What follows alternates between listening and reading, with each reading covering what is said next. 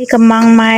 កែបមកចាបងប្អូនដោយសារតែចូលដល់រដូវវស្សាចាប់ដើមធ្លាក់ភ្លៀងតិចហើយអញ្ចឹងនៅផ្សារគឺមានគេលក់កង្កែបហើយនាងខ្ញុំក៏បានសំណូមពរឲ្យម៉ែធ្វើកង្កែបអញ្ចឹងណាថាបើប្រាក់ខែចូលឲ្យម៉ែធ្វើកង្កែបហើយចេះភ្លេចនឹកឃើញដល់ល្ងាចមិញម៉ែទិញកង្កែបបោកគេហើយបើនឹកឃើញទៅព្រឹកឡើងក៏ឲ្យលុយម៉ែហើយម៉ែក៏គាត់ទៅទិញកង្កែបចាដោយសារទិញគេមានអីបងប្អូនគឺគេដាក់តែគ្រឿងអត់មានសាច់អីចឹងណាហើយពេលយើងធ្វើខ្លួនឯងគឺគ្រឿងហ្នឹងយើងច្រាំលាយជាមួយនឹងសាច់កង្កែបគ្នាវាណាហើយយើងយកទៅលីងឲ្យឈ្ងុយចឹងទៅចាហើយយើងក៏ទុកឲ្យវាត្រជាក់យើងយកមកញុកជាមួយកង្កែបដែលធ្វើរួចអញ្ចឹងណាចាហើយកង្កែបនេះគឺគេធ្វើឲ្យស្រេចទេបងប្អូនយើងទិញមកគេធ្វើឲ្យអញ្ចឹងណាចាហើយចំពោះការលីងគ្រឿងបុកគ្រឿងនេះគឺបងប្អូនចេះហើយចាអញ្ចឹងនេះគឺម៉ែគាត់ញុកហ្មងបងប្អូនដោយសារអីគឺព្រឹកឡើង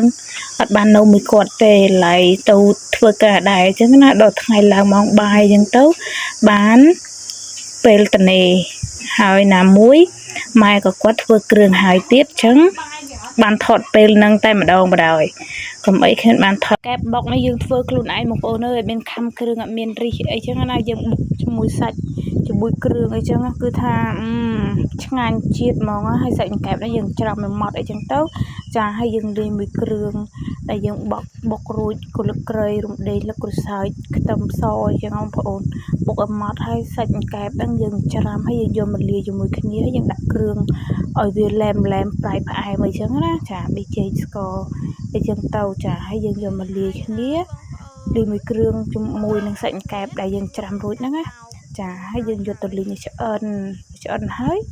យើងទុកឲ្យត្រជាក់ទៅចាំយើងយកមកញុកចាញុកឲ្យគ្រប់មួយកែបហើយយើងដាក់ឲ្យណែនឲ្យពុះកពីងកប៉ោងមកចាហើយយើងយកទៅដាក់ហាលឲ្យស្ងួតចាហើយយើងយកទៅដាក់អាំងជាមួយនឹងខ្ជុងដាក់ឲ្យក្រៀមឲ្យក្រហមអូយបងប្អូនអើយគឺថាឆ្ងាញ់ហ្មងជាមួយបែកកបែកក្តៅហ្នឹងគឺថាជាតិស្លុតទើងហ្មងហើយកែបនេះកែបស្រែទៀតហើយរឿងអីថាមិនជាតិចាហើយនេះគឺហើយអរគុណបាយបាយ